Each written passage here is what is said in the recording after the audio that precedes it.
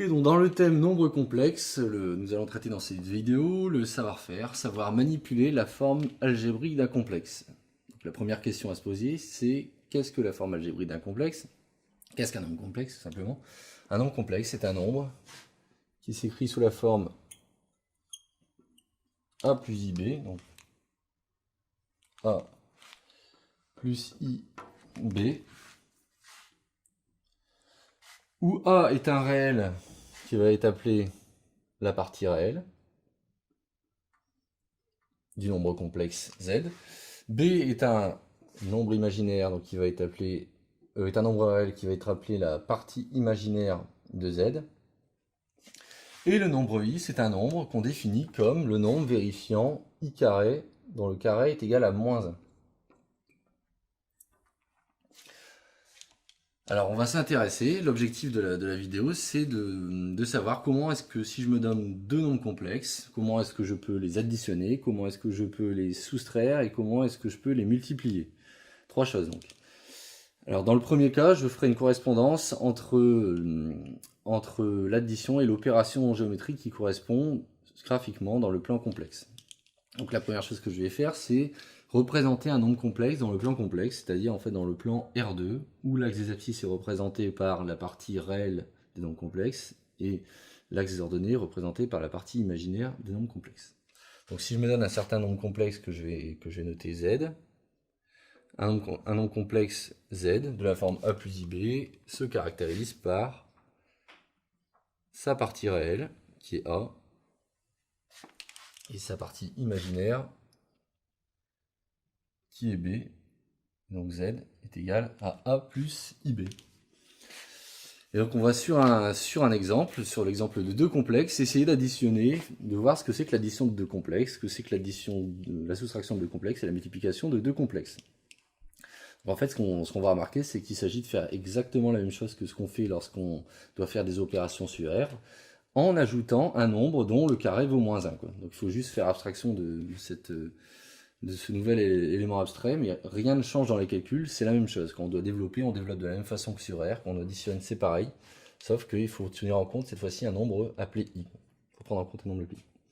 Donc, si je veux additionner par exemple Z1 plus Z2, je vais avoir envie de le mettre sous la forme usuelle des nombres complexes, c'est-à-dire sous la forme A plus IB. Et donc, je vais d'abord écrire l'addition de ces deux nombres, donc c'est 1 plus I plus 2 moins 3i. Et à partir de ça, ce que je vais faire, c'est que je vais essayer d'obtenir une forme A plus IB, donc il faut que j'ai un réel plus I fois un complexe. Donc ce qui est naturel de faire dans ces cas-là, c'est de regrouper les réels ensemble, c'est-à-dire les parties réelles donc de 1 et de 2, et les parties imaginaires ensemble. Donc la partie imaginaire de moins 3i, c'est moins 3, et donc je vais regrouper les termes avec des i ensemble, les termes sans i ensemble. Si bien que lorsque j'ajoute les deux termes envers, les deux parties réelles des nombres complexes, j'obtiens 3. Et lorsque je vais ajouter les deux parties multipliées par i, je vais obtenir i moins 3i, c'est-à-dire moins 2i. Donc voilà comment on additionne deux nombres complexes. Alors à quoi est-ce que ça correspond graphiquement? Déjà la première chose à faire, c'est de représenter Z1 et Z2 dans le plan. Donc Z1 c'est 1 plus i, c'est-à-dire le complexe de partie réelle 1 et de partie imaginaire i, partie imaginaire 1. Donc j'ai un ici, j'ai ici, donc mon complexe il est à l'intersection de la droite verticale passant par le point 1 et de la droite horizontale qui est ici. Donc mon complexe 1 plus i, il est ici.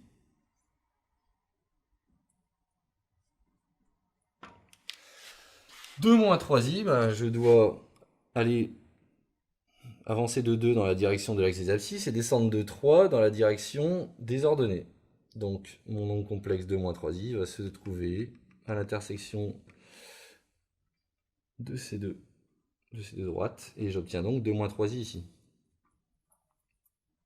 Alors à quoi correspond sommer les complexes? En fait c'est exactement la même chose que lorsqu'on somme des vecteurs dans R2. C'est-à-dire qu'en fait on somme entre guillemets coordonnées par coordonnées. C'est-à-dire qu'on va sommer les parties réelles. Pour obtenir mon nouveau vecteur, je vais devoir sommer la partie réelle, c'est-à-dire 1, de 1 plus i, avec la partie réelle de 2 moins 3i qui est 2. Et donc quand je vais sommer 1 et 2, je vais obtenir 3. Et donc je vais me situer, mon nom complexe va se situer sur cette droite verticale là.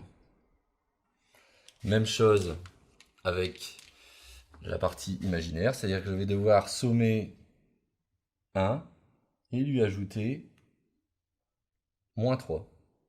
C'est-à-dire que je monte de 1 et je descends de 3, je descends donc de 2. C'est-à-dire que je vais devoir me trouver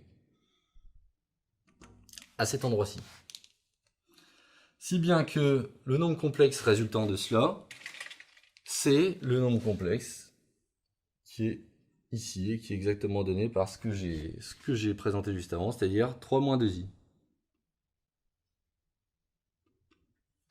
Une autre manière de le trouver, ça aurait été de dire, de faire un raisonnement complètement analogue à ce qu'on fait avec les vecteurs dans R2, c'est-à-dire, pour sommer deux vecteurs, on met les vecteurs bout à bout. C'est-à-dire que mon vecteur associé à 1 plus i, je vais le translater et je vais le mettre au bout de 2 moins i. C'est-à-dire que mon vecteur associé à 1 plus i, je vais le mettre au bout de 2 moins 3i. Et donc la somme des deux, ça sera ça plus ça, c'est-à-dire ce vecteur-là que j'ai déjà tracé. Donc ça, c'est deux façons de voir et deux façons de placer l'addition de nombres complexes dans le plan complexe. Alors, voilà pour l'addition. Alors maintenant, comment on fait pour la soustraction? Donc si je veux soustraire Z1 et Z2, ça va être exactement le même processus, sauf que je vais avoir un moins à la place d'un plus, quoi.